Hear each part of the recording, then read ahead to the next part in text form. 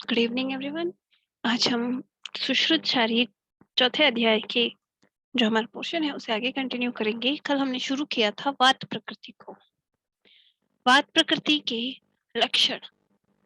वात प्रकृति में जो वात प्रकृति का मनुष्य होता है उसके लक्षण बताते हुए धन्वंतरी कहते हैं सुश्रुत आदि शिष्यों को कि वह प्रजागरूक होता है, यानी उसके चीजें ज्यादा नजर आती हैं, मतलब ज्यादा नजर आती है क्या नहीं, मतलब उसे जागरूकता होती है चीजों के बारे में, वो ज्यादा अच्छे से पता लगा पाता है, मतलब उसे अपने आसपास होने वाले परिवर्तन इत्यादि का जल्दी भान पड़ता है। शीतद्वेषी, शीत का द्वेष करता है, वात का गुण है शीत, और हमेशा ये रहता है कि जिस दोष की प्रधानता होगी उससे विपरीत गुण की इच्छा होगी और उस गुण की से द्वेष होगा।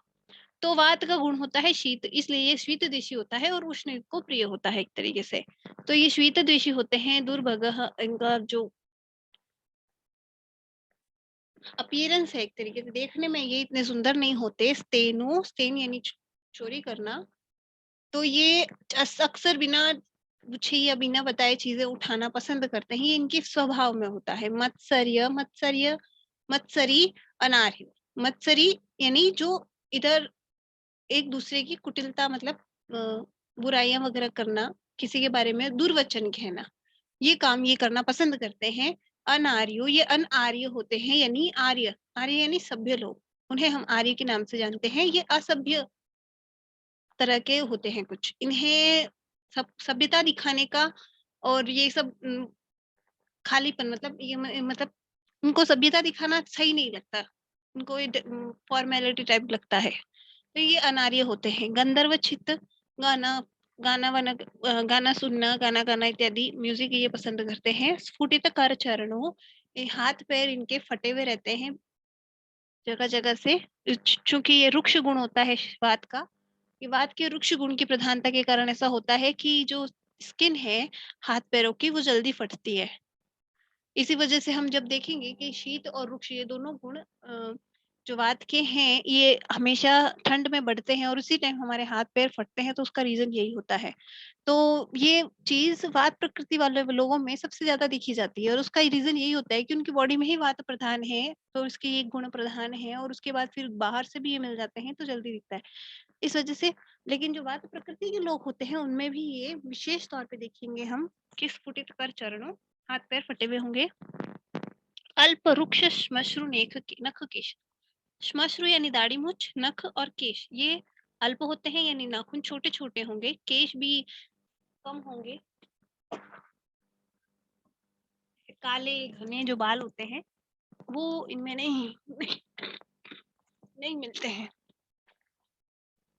ठीक है,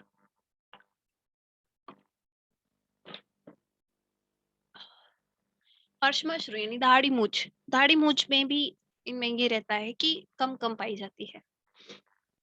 ये क्रोधी स्वभाव के होते हैं। नख दांतों से नाखून खाने के स्वभाव के होते हैं इत्यादि, ये लक्षण उनमें देखने में मिलते हैं।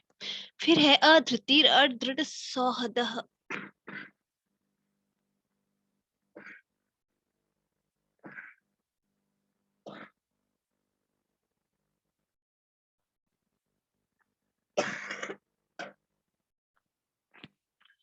अधृतिर, अदृढ़ सौहृद यानी अधैर्य, धृति यानी धैर्य, इनमें धृति नहीं होती, धैर्य नहीं होता।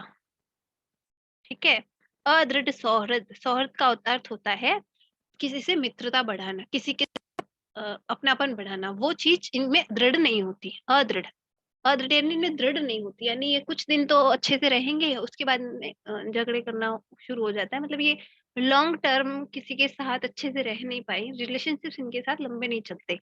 कृतज्ञ, ये किसी के किए का कि किसी के अच्छे किए हुए को कृतज्ञता नहीं मनाते, ये कृतज्ञ होते हैं, यानी कि किसी ने उनके लिए कुछ किया है तो वो उसको काफी लंबे समय तक नहीं मानते, वो उसका कभी भी भूल सकते हैं। किसी के किए हुए अच्छे किए हुए को हमेशा याद रखना वो कृतज्ञता होती है। लेकिन उसे भूल कर उसी के साथ वापस बुरा कर देना, ये कृतज्ञता होती है। तो ये कृतज्ञ होते हैं। इन्हें याद नहीं रहता कि किसने इनके साथ अच्छा किया है और उसके साथ ये अच्छा करेंगे, ऐसा नहीं याद रहता। कृशपरुषो, कमज़ोर होते हैं, ठीक है?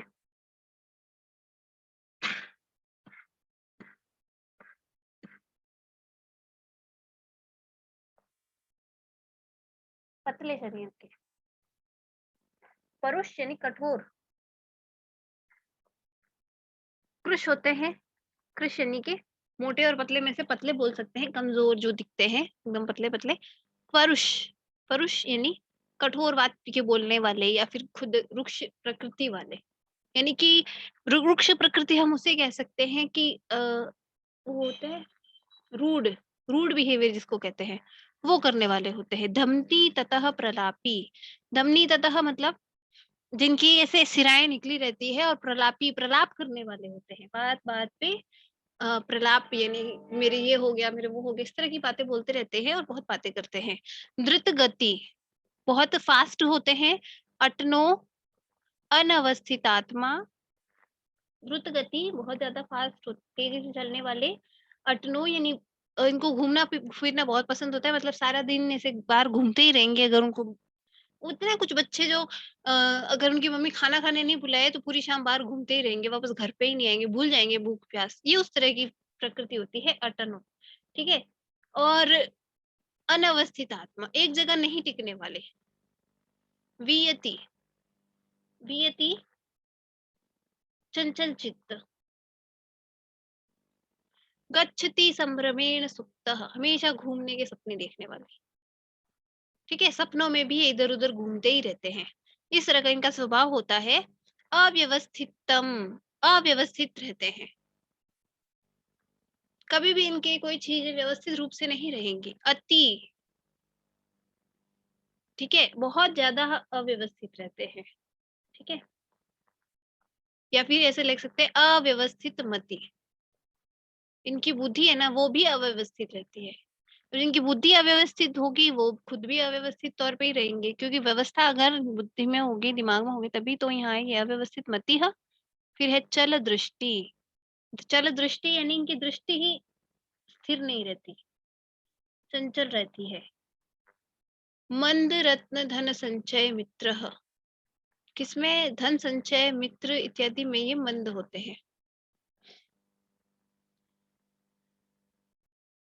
मंद का मतलब जिनके रत्न मंद हो, यानी कि जिनके पास धन इत्यादि रत्न इत्यादि ये कम होंगे। संचय, संचय कम करेंगे। मित्र, मित्र कम होंगे, यानी हर चीज में इनमें कमी पाई जाएगी।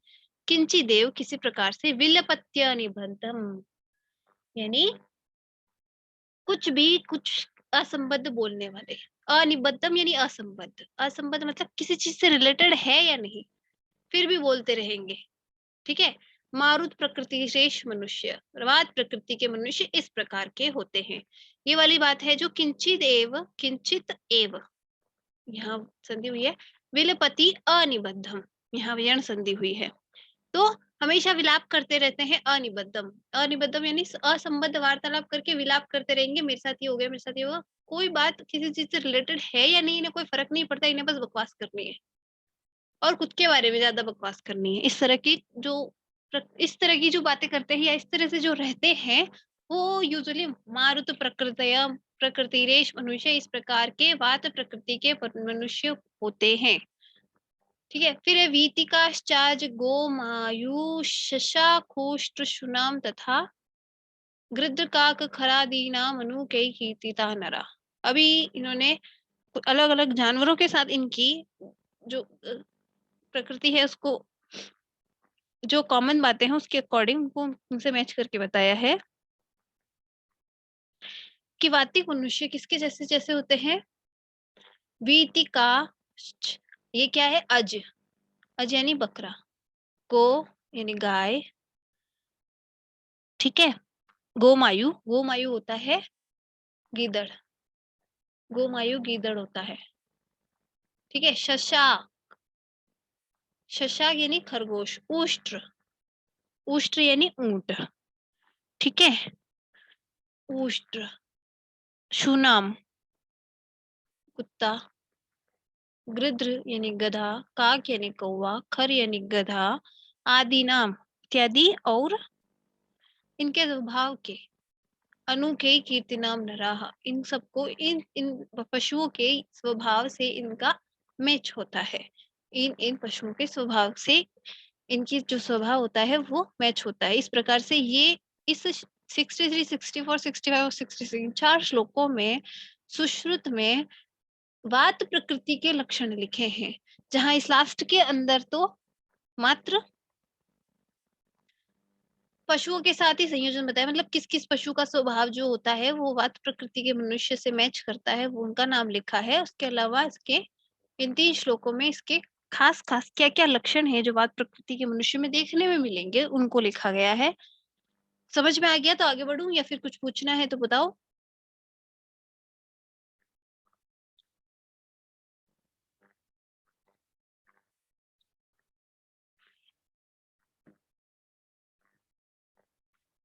कुछ नहीं, ठीक है, ओके, आगे बढ़ते हैं। पित्त प्रकृति, तो अब है पित्त प्रकृति में। अभी पित्त प्रकृति के लोगों के क्या क्या लक्षण है, तो स्वेद नो, इनको स्वेद बहुत आएगा, और स्वेद बहुत आएगा, दुर्गंध भी बहुत आएगी, ठीक है। स्वेदनो दुर्गंध, स्वेदन दुर्गंध, स्वेदन, इनमें बहुत ज्यादा स्वेद होगा, दुर्गंध आती रहेगी। पीत शिथिलांग, इनका जो कलर है ना, ये दूर से ही नजर आ जाएगा कि यूजुअली गेहुआ वगैरह इत्यादि कलर होते हैं, ये गोरे हैं या काले हैं कोई फर्क नहीं पड़ता, यूजुअली गोरे होते हैं पित्त प्रकृति के मनुष्य। उसमें भी एक पीली कलर की एक अलग छटा दिखाई देती है, पीत, ठीक है। शिथिलांग, हाँ जरूरी नहीं है कि एज इट इज संस्कृत के श्लोक लिखे जाएं, कुछ एक जो श्लोक फॉर्म में होते हैं ना उनके श्लोक लिखना अच्छा होता है। बाकी जरूरी नहीं है कि इन्हें पूरा का पूरा इतने बड़े बड़े पैराग्राफ लिखे जाएं। वहाँ ऑप्शन होता है कि संस्कृत में ही आंसर देना, या ज्यादातर 2 नंबर के ही क्वेश्चन होते हैं जिनमें संस्कृत में ही आंसर देना होता है, बाकी में आपके पास ऑप्शन होता है कि आप हिंदी में भी लिख सकते हैं। पीत शिथिलांग, ताम्र नख नयन, पीत और शिथिल होते हैं उनके अंग, ठीक है। शिथिल दिखाई देंगे और पीत दिखाई देंगे, क्या अंग यानी अंग प्रत्यंग यानी कि पूरी बॉडी जो है। फिर क्या कह रहे हैं, ताम्र, ताम्र यानी ताम्र रंग, जो रक्त एक तरीके से लाल होता है, ताम्र लाल के वैसा कुछ होता है। उसके क्या, नख नयन तालु जीवा ओष्ठ पाणी पाद तलो, यानी कि नाखून, आंखें, तालु जीवा ओष्ठ पाणी, पाणी यानी हाथ, पाद तलो, पाणी पाद तलो यानी हाथ और पैर के तलवे, ठीक है। ओष्ठ यानी होठ, जीवा यानी जो टंग हुई हमारी, ठीक है। तालु पैलेट, नयन आंखें, तो और नाखून, ये सब कुछ कैसे दिखाई देंगे, ताम्र यानी इनके रेड रहते हैं ऑल द टाइम, इनके हाथ, आंखें, ये सब कुछ ऑल टाइम आपको रेड ही दिखाई देंगे। दुर्भगो, ये भी देखने में सुंदर नहीं माने जाते। वली पलीत खालित्य जुष्टो, इनके बॉडी पे वली पलीत खालित्य ये सब होगा। खालित्य यानी, खालित्य का मतलब होता है बाल जड़ के जो निकली होती है ना, चांद कई लोगों के, उसको हम खालित्य बोलते हैं, ठीक है। खाली, ठीक है। वली पलीत, वली यानी झुर्रियां पड़ना, और पलीत, अब एक पालित्य होता है जिसमें तो बाल ना उनको सफेद होना, उनको पालित्य बोलते हैं। और एक पलीत होता है जो वली पलीत एक साथ बोले जाते हैं कि झुर्रियां और खड्डे पड़ते हैं ना जो फेस पे या कहीं पर भी स्किन के अंदर, उसको बोलते हैं वली पलीत, स्किन के अंदर। वो वली पलीत और खालित्य, इन सब से जुष्टो, इन सब से जूझते हैं, यानी उन सब, ये सब उनको लगा रहता है। भूख, बहुभूख यानी बहुत खाते हैं। और उष्ण द्वेषी, इनको उष्ण द्वेष होता है, उनको शीत, जैसे वात प्रकृति को शीत द्वेष होता है वैसे पित्त प्रकृति को उष्ण द्वेष होता है, क्योंकि पित्त प्रकृति के लोग वैसे ही उष्ण होते हैं, इसलिए उन्हें उष्ण पसंद नहीं आता, उन्हें शीत चाहिए होता है, ठीक है। तो ये बहुभुक होते हैं, खूब खाते हैं, और उष्ण द्वेषी होते हैं क्षिप्र प्रकोप प्रसादो, इनको जल्दी ही गुस्सा आएगा और जल्दी शांत भी हो जाएंगे। मध्यम बलो, बल मध्यम होता है, इनका अल्प बल होता है वात प्रकृति का, और पित्त प्रकृति का बल मध्यम होता है, मध्यम आयु होती है, और ये अल्प आयु होते हैं वात प्रकृति के, ठीक है। ये सब कुछ होता है। अभी इनकी एक कुछ एक खासियत है जो खास खाली इनमें मिलती है, वो है मेधावी। ये हमेशा मेधावी होंगे, बुद्धि तीक्ष्ण होगी, जल्दी सीखेंगे और बहुत अच्छा सीखेंगे। निपुण मतिर विग्रहीय, मतलब मति इनकी निपुण होती है, ये जल्दी ही अपने कार्य में निपुण हो जाते हैं। वक्ता, ये अच्छे वक्ता होते हैं। तेजस्वी, इनका तेज दूर से ही नजर आता है, तेजस्वी होते हैं, इन्हें देखकर लगता है कि हाँ कितने वो है। यूजुअली जो फेमस पर्सन होते हैं पित्त प्रकृति के होते हैं। समितिषु दुर्निवार वीर्य, जो समिति यानी समितिषि का मतलब है अगर ग्रुप में देखा जाए इनको कहीं पर भी, वहां ये दुर्निवार्य, दुर्दमन वीर्य का। समितिषु, अभी यहाँ इसके दो अर्थ ले सकते हैं। एक, अगर संग्राम हो, कहीं युद्ध हो तो ये जल्दी से हारेंगे नहीं। और दूसरा, समितिषु दुर्निवार्य वीर्य का दूसरा अर्थ हम ले सकते हैं कि अगर कहीं ग्रुप बैठा हो और कोई बहस कर रहा हो तो ये कभी हार नहीं मानेंगे, ये जीतेंगे, ये जीतेंगे। ठीक है। सुप्तः सन कनक पलाश कर्णिकारान संपत्ति बीच हुताश विद्युदुल्का। सुप्तः सन, सोने पे सुवर्ण पलाश कर्णिका अग्निविंची उल्कापात इत्यादि को देखते हैं। जब ये सोएंगे तब ये सपने में क्या देखेंगे? कनक, कनक यानी सोना, पलाश, पलाश का भी वर्ण रक्त होता है, मतलब उसके लाल रंग के फूल होते हैं। कर्णिकारान, कर्णिकार को अग्नि, हुताश, विद्युत और उल्का, इन सब चीजों को देखेंगे। जो अग्नि से रिलेटेड सारी चीजें हैं, कनक भी अग्निवर्ण का होता है, पलाश के फूल भी अग्निवर्ण के होते हैं, कर्णिकार भी अग्निवर्ण के होते हैं, और ये तो अग्नि, विद्युत और उल्का तो वैसे ही अग्निवर्ण के होते हैं। इस तरह की चीजें वो सपने, सोने में भी, सपने में ये सब चीजें देखता है। और बात प्रकृति का, मनुष्य क्या देख रहा था सपने में? द्रुत गति रटनो अनवस्थित आत्मा व्यति गच्छति, ये घूम ही रहा था सपने में भी, और ये सपने में अग्नि को ही देख रहा है। ठीक है। अभी यहाँ है न भयात प्रणमेदन तेष्व मृदु प्रणतेष्वपि सांत्वना दान रुचि भवती सदा व्यथितास्य गति स भवेत देह पित्त प्रकृति, पित्त कृत प्रकृति न भयात, इनको भय नहीं होता है। ये किसी के भय दबाने से, यानी ये कह रहा है न भयात प्रणमेदन, यानी कि अगर कोई इसको भय से दबाना चाहे तो ये वहां हार नहीं मानेंगे, भय से ये अपने घुटने नहीं टेकते हैं। तेषु आ मृदु प्रणतेष्वपि, ठीक है। नम्र न होने वालों के लिए कठोर वृत्ति होते हैं, जो इनके सामने मृदु बन के बात नहीं करे उसके लिए खुद कठोर होते हैं। ठीक है। और नम्र होने वालों के लिए सांत्वना देते हैं, सांत्वना दान रुचि है। अगर कोई इनके सामने नम्रता पूर्ण व्यवहार करता है तो ये उसको पूरा सपोर्ट देंगे। यानी इनका स्वभाव ऐसा होता है, वो तो कठोर स्वभाव के रूढ़ ही रहेंगे, और इनका क्या है कि जो इनके साथ रूढ़ है इनके साथ ये भी रूढ़ है, और जो इनके साथ सॉफ्ट बनेगा ये उसकी पूरी हेल्प करेंगे। मतलब इनको कोई भी बेवकूफ बना सकता है, मतलब मीठी मीठी बातें करके, लेकिन इनके सामने एक बार वो पलटी खा गया तो फिर ये वापस देखेंगे भी नहीं। इस तरह के होते हैं। भवतीह सदा व्यथितास्य गति, भवतीह सदा व्यथितास्य गति स भवेद् पित्तकृत प्रवृत्ति, ये हमेशा व्यथित रहते हैं। ठीक है। और ये और इस तरह से ये पित्त प्रकृति के मनुष्य होते हैं।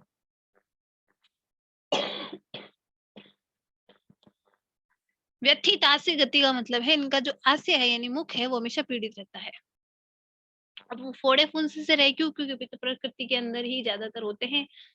कालिका, नीलिका वगैरह, फोड़े फुंसियां, सब कुछ पित्त प्रकृति में सबसे ज्यादा मिलता है। और दूसरा यूं भी है कि इनका आस्य व्यथित इस वजह से भी रह सकता है कि ये तीखा वगैरह सहन नहीं कर पाते, गर्म सहन नहीं कर पाते, इस वजह से भी इनको व्यथा रहती है। तो इस तरह से काफी सारी व्यथा इनका आस्य व्यथित ही रहता है किसी न किसी तरह से।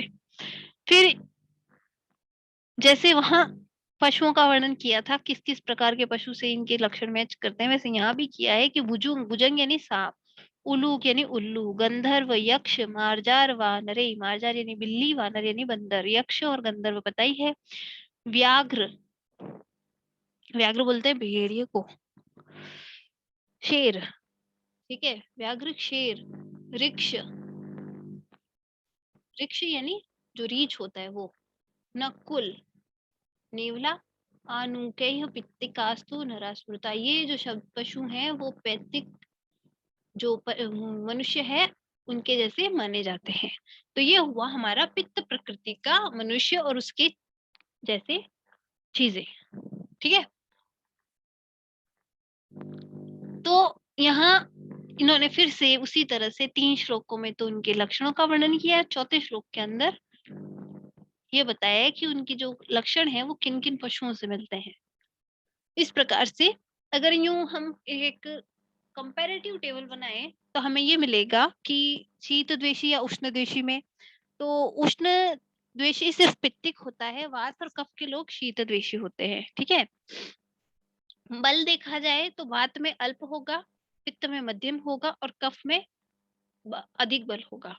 और दुर्भगः वात और पित्त दोनों में कहा है, लेकिन सुभग पित्त ये कफ में कहा है।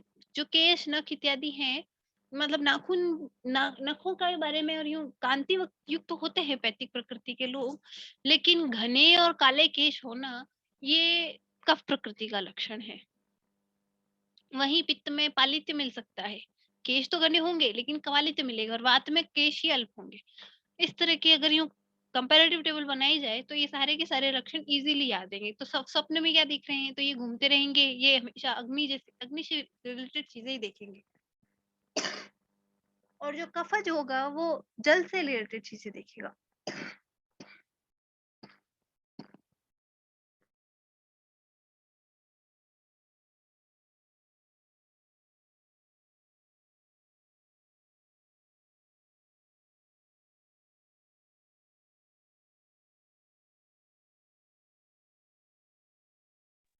मुझे 5 मिनट का गैप देना प्लीज।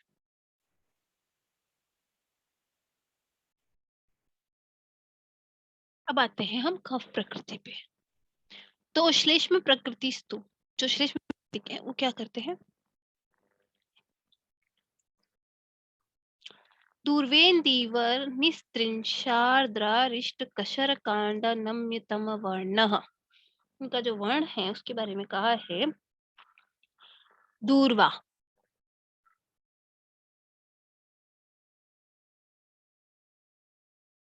इंदिवर, दूर्वा होती है जो दूर्वा दूब को बोलते हैं, इंदिवर यानी कि नीलकमल। ठीक है, निस्त्रिंशा, निस्त्रिंशा कहते हैं, नीम तरवर, आर्द्रा, अरिष्टक, शर, कांडा, नम, अन्यतम अवर्ण, यानी कि दूर्वा, नीलकमल, तरवर, नीम, सरकंडा, इनमें से किसी एक के वर्ण का होता है। सुबगह सुंदर दिखने वाले होते हैं, इनका जो डील डॉल होता है वो सुंदर होता है एक तरीके से। ठीक है, प्रिय दर्शनो, देखने में अच्छे, मधुर, प्रिय, मीठा पसंद करने वाले, कृतज्ञ, एक बार अगर इनका कोई उपकार कर देती हमेशा नहीं बोलते, कृतज्ञ होते हैं, धृतिमान, बुद्धिमान होते हैं, सहिष्णु होते हैं, सहनशील होते हैं, अलोलुपो, ये लालच नहीं करते, बलवान होते हैं, चिरग्राही, इन्हें जल्दी से कुछ समझ में नहीं आता, लंबा टाइम लगता है समझने में, दृढ़ वैरश्च, जैसे कि कृतज्ञ और धृतिमान होते हैं वैसे ही वैर भी लंबा पालते हैं, जल्दी से नहीं मानते। ठीक है, मतलब इनकी हर चीज देर से होती है, समझना देर से, गुस्सा देर से, और एक बार गुस्सा हो गए तो मानना भी देर से। शुक्लाक्ष, आंखें शुक्ल रंग, शुक्ल पांडुर या शुक्ल, ये वर्ण इसके लिए इस्तेमाल होते हैं। शुक्ल वर्ण यानी सफेद, एक सफेद तरह की आभा देने वाला शुक्ल वर्ण होती है। स्थिर कुटिल अति नील केशो, स्थिर कुटिल लाली लाती नील केशो, यहाँ अगर हम ती लें तो ज्यादा अच्छे समझ में आता है। स्थिर कुटिल लाती नील केशो, स्थिर होते हैं यानी खूब सारे होते हैं, कुटिल, कुटिल यानी घुंघराले मिलेंगे, अति नील यानी कि बिल्कुल काले घुंघराले बाल जो होते हैं वो इनके देखने को मिलेंगे। लक्ष्मीवान, धन के धन धन धान्य से भरपूर होंगे। जल मृदंग सिंह घोषः, मेघ मृदंग और सिंह की ध्वनि वाला, यानी कि जल जल की ध्वनि, जल जब बजता है तो कैसी ध्वनि होती है, एकदम गुंजायमान। मृदंग की और सिंह की जैसी गंभीर ध्वनि होती है इन तीनों की, उस तरह की इनकी भी गंभीर ध्वनि होती है। सुप्तः सन, जब ये सपने में सोते हैं तो क्या देखते हैं, कमल हंस चक्रवाक ऐसे पक्षियों को देखते हैं। च जलाशयान मनोज्ञान, खूबसूरत जो जलाशय होते हैं मन को अच्छे लगने वाले, उनका दर्शन ये सपने में करते हैं। मत, मतलब ये सपने में भी ऐसी चीजें देखते हैं। फिर है रक्तांत नेत्र, सुविभक्त गात्र स्थिर छवि सत्व गुणोपपन्न। रक्तांत नेत्र यानी इनके नेत्र के प्रांत भाग में रक्त होता है, यानी जो नेत्र है उसके किनारी है वहां से रेड होगा, बाकी शुक्ल है, यहाँ बाकी क्या है, शुक्ल है, शुक्लाक्ष रक्तांत नेत्र दोनों लिखे हैं, इससे कंफ्यूज नहीं होना है। सुविभक्त गात्र, इनके सारे जो अंग प्रत्यंग है वो सुविभक्त हैं, एकदम अच्छी तरह से। स्निग्ध छवि, इनकी छवि स्निग्ध होती है, एकदम परुष नहीं होती, जैसे वात प्रकृति के परुष दिख रहे थे वही ये स्निग्ध दिखाई देते हैं। इनकी छवि में से ही स्निग्धता झलकती है, देखने में इतने प्रिय लगते हैं। सत्व गुणोपपन्न, इनके मन में सत्व गुण विराजमान होता है, सत्व गुण के भंडार होते हैं, मतलब सत्व गुण भरा होता है इनमें। क्लेश क्षमो, जो सहन करने वाली शक्ति इनमें खूब होती है, तो ये क्लेश को सहता लेते हैं। मानयिता गुरुणाम, गुरुओं की आज्ञा का मान रखने वाले। ज्ञेयो ज्ञानवान, बलास प्रकृति मनुष्य, ऐसे होते हैं कफ प्रकृति के मनुष्य। दृढ़ शास्त्रमति, शास्त्रमति इनकी दृढ़ होती है। स्थिर मित्र धन, मित्र और धन इनके पास स्थिर स्थिर रहते हैं। जैसे वात प्रकृति के वालों के पास टिक ही नहीं रहे थे मित्र और धन, वही इनके पास लंबे टाइम तक टिके रहते हैं। परिगणीय चिरात प्रददाति बहु, ठीक है, बहुत देर तक सोच विचार करके उसके बाद में कुछ काम करते हैं, ठीक है, और बहुत दानशील होते हैं, मतलब बहुत लंबे समय तक गणना करके उसके बाद कुछ करते हैं। और प्रददाति बहु, दानशील होते हैं। परिनिश्चित वाक्य पदम पदा सततम गुरु मान करश्च भवेत् स सदा,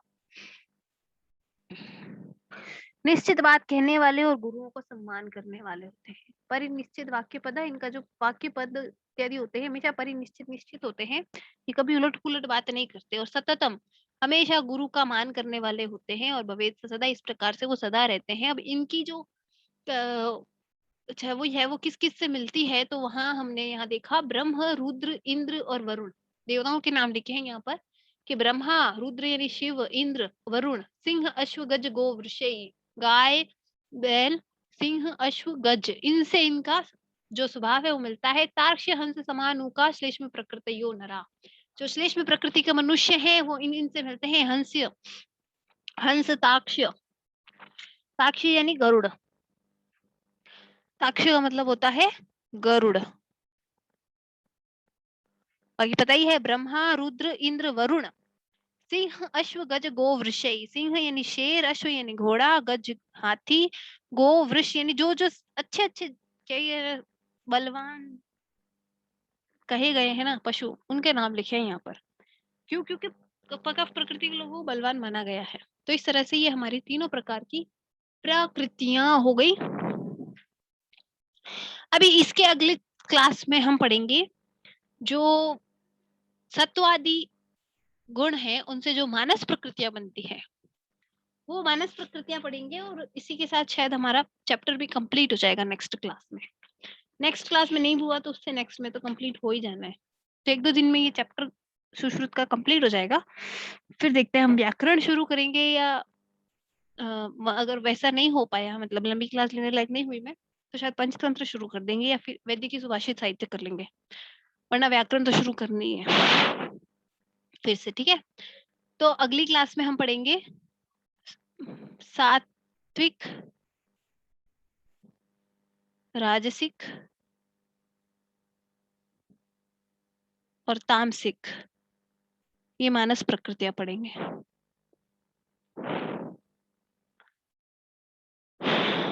हाँ, सिर्फ 4th चैप्टर ही है और ये 4th चैप्टर 25 नंबर का है, इसके लिए इसके लाइन टू लाइन इतना अच्छे से पढ़ा रही हूँ मैं। ये 25 नंबर का चैप्टर है, पेपर में इसके 25 नंबर के क्वेश्चन आते हैं। ये पूरा हो जाएगा ना एक बार ऐसे पढ़ाने में, फिर इसके कुछ तरह के क्वेश्चन आते हैं वो एक बार बता दूंगी, तो ये तुम्हारे 25 नंबर पक्के हो जाएंगे। वैसे 25 से 25 आएंगे, ये बात तुम पे डिपेंड करती है कि तुम कैसा लिख के आते हो, बट ये बात है कि 20 से कम नहीं आएंगे, इतना अच्छे से पढ़ा दूंगी मैं। ठीक है, तो इसके साथ आज की क्लास करते हैं खत्म। इसके बाद दो जो अगले हमारे हैं क्या, अगले इसके बाद में दो वो यही कहते हैं कि अगर दो प्रकृतियां होगी, अगर दो प्रकृतियां होगी तो उनके अंदर उनके मिश्रित लक्षण मिलेंगे। द्वयोर्वाति सृणाम वापी प्रकृति नाम तु लक्षणे ज्ञात्वा संसर्गजा वैद्य प्रकृति निर्देशे। यानी अगर दो है या तीन प्रकृतियों के लक्षण हैं तो उनका मिक्स, इनमें से तीनों के मिक्स लक्षण मिलेंगे, तो उनके अलग से लक्षण कहने की जरूरत हमें नहीं है। अगला श्लोक यही कहता है। उसके बाद में हमारे वो प्रकृतियां चालू होगी, मानस प्रकृतियां, उन्हें हम कल की क्लास में पढ़ेंगे। आज की क्लास हम यही खत्म करते हैं। कोई डाउट हो तो अतुल पूछ लो। अच्छा एक और है सुमित। त्वचा, कला, गर्भ शरीर, प्रकृति, इतने ही है ना? हाँ, गर्भ शरीर भी कहाँ है पूरा? गर्भ शरीर तो गर्भाक्रांति में है ज्यादा, बस थोड़ा सा है कि अंग अंग कौन कौन से बन रहे हैं वो ध्यान देना है, त्वचाएं पढ़नी है, कलाएं पढ़नी है। ठीक है, और वही गर्भ की वृद्धि कैसे हो रही है, तो वहां यहाँ दो काम लिखे हैं, बाकी अलग दूसरी जगह और वृद्धि लिखी है, लेकिन यहाँ इतनी ही है कि एक तो माता के रस से और एक वात के आधमान से, दो ही चीजें थी। और उसके बाद है प्रकृतियां, उसमें है दैहिक और मानसिक। इसके सिवा इस चैप्टर में कुछ भी नहीं है।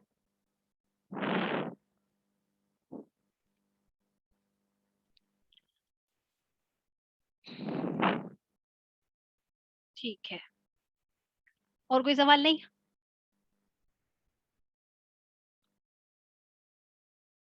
आज हमने दैहिक प्रकृतियां पढ़ी है, कल हम मानस प्रकृतियां पढ़ेंगे, और कल में पूरी नहीं हुई तो परसों तक पूरी हो ही जाएगी, क्योंकि मानस प्रक्रिया एक्चुअल में समझाने में वक्त लगता है। मानस प्रक्रिया में जैसे सात्विक के अंदर 8 है, राजसिक में 7 है और तामसिक में 3 है।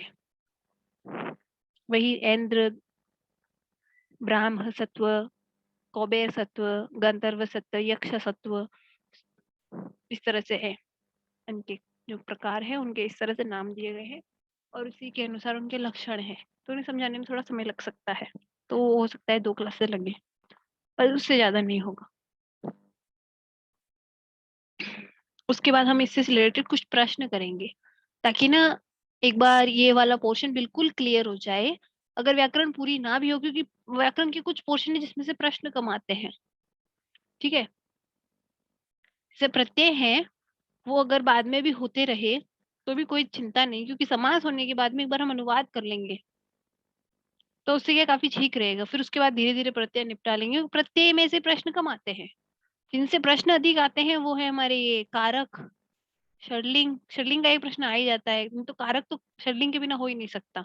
तो कारक, शर्लिंग, संधि, संधि तो जरूर आती है, संधि समास, ये 4 मेन टॉपिक होते हैं व्याकरण के जो हो जाएंगे। क्योंकि कई लोगों के नवंबर में एग्जाम स्टार्ट होने हैं, तो वहां तक ये कुछ टॉपिक अच्छे से हो जाए, ये सुश्रुत अच्छे से हो जाए तो पेपर देना इजी हो जाएगा। पंचतंत्र में मात्र 5 कहानियां हैं, ज्यादा नहीं है, लेकिन वहां पर भी जिन श्लोक की सप्रसंग व्याख्या आने की संभावना है, उन श्लोकों को निशान लगवा के कैसे लिखनी है वो भी तो सिखाना बाकी है। तो हमें एग्जाम के अकॉर्डिंग काम तेजी से करना ही होगा। तो फिर आज की क्लास यहीं खत्म करते हैं, कल मिलते हैं इसी टाइम पे फिर से, जिसमें हम मानसिक प्रकृतियां पढ़ेंगे। Okay, good night. Thank you.